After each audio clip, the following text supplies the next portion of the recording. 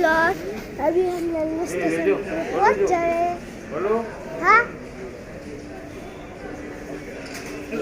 फिलहाल हम स्टेशन में पहुंच गए। देखो मेरे पीछे ट्रेन खड़ी। तो अभी 7:30 बजे हमारी ट्रेन आएगी मुंबई की। फिर 6 नहीं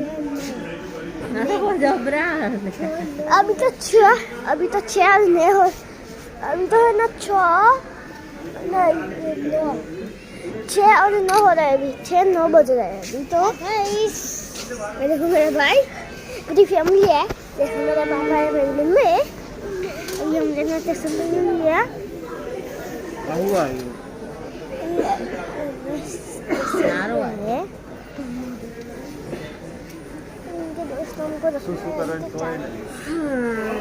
તમારે બહુ જ પ્રોબ્લેમ હો બધી વાતે બાપા સારું કરજો તમે માણસમાં જ નહીં આવતા